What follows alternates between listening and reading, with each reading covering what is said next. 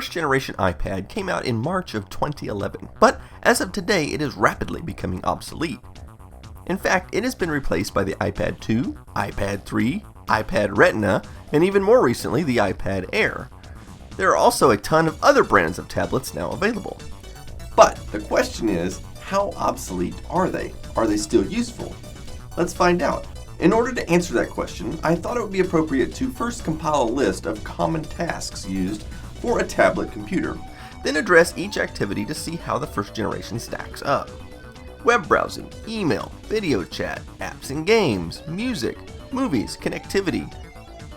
Web browsing is a problem. The latest iOS and Safari that runs on it are out of date. Safari is as slow as molasses on many websites, assuming it will display the website without crashing, which unfortunately is very common. I found that some third-party browsers like Mercury browser are more stable than Safari, but they don't really improve the speed any. The main issue here is likely the lack of available RAM. The first-gen iPad has only 256 megs of RAM. Now, please don't confuse that with the amount of storage. For example, the iPad was sold with 16, 32, or 64 gigabytes of flash memory. But don't be confused, this is not RAM and cannot be used as such. Just as a comparison, the iPad 2 comes with 512 megabytes and the iPad 3 has 1 gigabyte. So I'm going to say that web browsing is crippled as it is. And this is only going to get worse as the years pass by. Email still works just fine on the first generation, and there are only minor improvements on the later versions.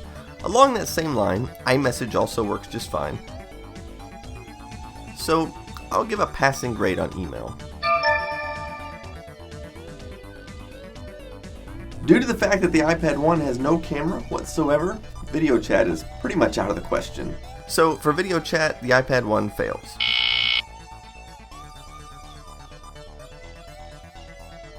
Right now, this is not easy to answer because there are vast differences from one app to the next depending upon which one you're trying to use.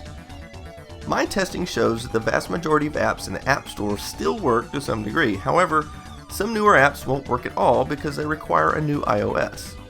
Other apps may run, albeit very slowly compared to a newer iPad. So despite the fact that there are some games and apps that won't work on the iPad 1, I'm going to go ahead and give it a passing grade overall since most apps do work. Music still works just fine, not only from iTunes but many third-party apps. All iPad 1s are equipped with Bluetooth as well, so you can sync an iPad with a stereo in your car, for example. Also, the latest version of iTunes still supports the iPad 1 in every way, so I will give it a passing grade on music.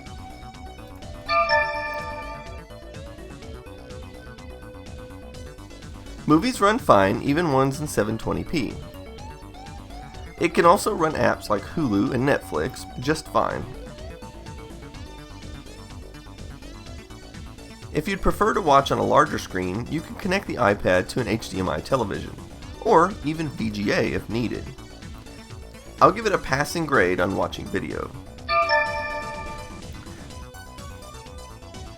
The iPad 1 does support wireless A, B, G, and N, so it's actually pretty up to date as far as that goes. As for the 3G model, it does support Edge and GSM-based 3G networks. While the LTE networks may be faster, you have to go all the way to the iPad 3 before you can even get that. Along the same line as connectivity, the iPad uses the older style 30-pin dock connector. However, this was shared by many other Apple devices, and so there are still a plethora of available accessories that use this connector, as well as many accessories such as protective cases. So I'll give it a passing grade on connectivity. So I hope this gives you an idea of where the iPad 1 stands. Some people might ask, is it possible to upgrade the RAM to make it faster?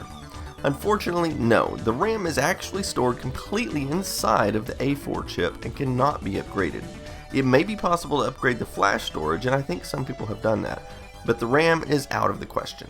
Okay, so you see that I've given the iPad 1, for the most part, a passing grade. It's got a few issues. Web browsing is a big one. And no camera of any kind is another problem. So it's important to point out that despite its shortcomings, the iPad 1 can be purchased for around $100 on the used market. I imagine as time goes by that price will get even lower. So that is worth considering if it lives up to all the things that you need a tablet to do.